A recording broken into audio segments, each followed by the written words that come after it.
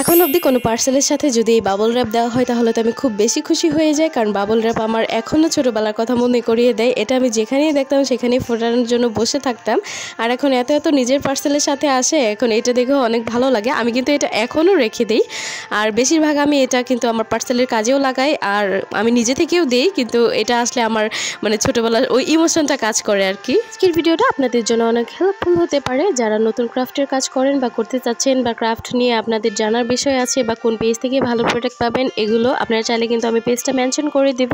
আর এই পেজ থেকে আমি সবসময় আমার ক্রাফটের যে টুকটাক জিনিস যাই অর্ডার করি না কেন, যেটাই লাগে সেটাই আমি দিই, আর এত ভালো কোয়ালিটির আসে আলহামদুলিল্লাহ। এদের সাথে কথা বলতে বলতে কিন্তু এখানে আমি পার্সেলটা ওপেন করে নিলাম, আর এখন আমি আনবক্স করছিলাম হলো এই ট্রান্সপারেন্ট প্যালেটটা। এটা মূলত সবাই কালারিং করার জন্য আনে, কিন্তু আমি এখানে কালার রেখে কাজ করার জন্য মূলত এই উদ্দেশ্যেই এনেছি এটা। আর এটা খুলতে গিয়ে তো আমার একদম জান ছুটে যাচ্ছিল, কোনোভাবেই স্টিকারটা আমি উঠাতে পারছিলাম না। এখানে আমি ভিডিও করার সময় ভয়েসটা অবশ্য রাখতে চেয়েছিলাম।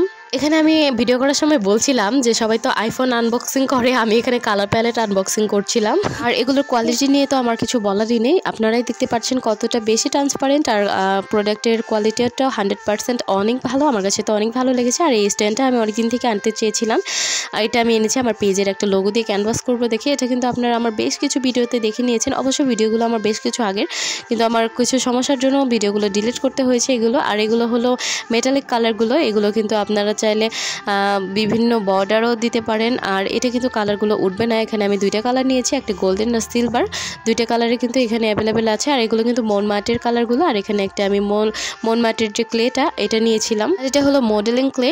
আর এটার কাজ কিন্তু বেশ অনেকগুলো কাজই কিন্তু আমার পেজে শেয়ার করা আছে, যারা যারা দেখে নেবেন অবশ্যই একটু নিচের ভিডিওগুলো স্ক্রল করলে আপনারা বুঝতে পেরে যাবেন। আর একটা জেসও নিয়েছিলাম, আর এই জেসোটা এত পরিমাণ ভালো, এই জেসও কিন্তু আমার এখনও আছে, আমি কিন্তু বলেছি বেশ কিছুদিন আগে। আর একটা অ্যান্টি কাটার নিয়েছিলাম একদম কিউট সাইজের, যদিও আমার অ্যান্টি কাটার আছে, কিন্তু তারপরেও এটা ভালো লেগেছে দেখে আমি এনে রেখেছি। আমার এমনই হয়, আমার হাজার জিনিস থাকলেও যদি আমার কোনো জিনিস পছন্দ হয়ে যায়, বিশেষ করে ছোটো ছোটো মিনিয়েচার যে জিনিসগুলো, ওগুলো আমার থাকা সত্ত্বেও আমি নিয়ে আসি, কারণ আমার এত পরিমাণ ভালো লাগে, আর আমার কালেকশনে রাখতেও এগুলো আমার অনেক ভালো লাগে। আর এই ফোম ব্রাশগুলো আমি এনেছি, ফোম ব্রাশের কাজ তো আপনারা দেখেই নিয়েছেন, এটা দিয়ে কিন্তু অনেক ধরনের কাজ করা যায়। তারপরে যদি আপনাদের কোনো ডিটেলসে কোনো প্রোডাক্ট নিয়ে কোনো ডিটেলস ভিডিও লাগে, অবশ্যই কিন্তু আমাকে কমেন্ট করে জানাবেন, আমি এই নেক্সট ডে ইনশাল্লাহ আপনাদের ভিডিও দিয়ে দেওয়ার চেষ্টা করবো। আর ফোম ব্রাশগুলোর কোয়ালিটি কিন্তু মাশাআল্লাহ অনেক পরিমাণ ভালো।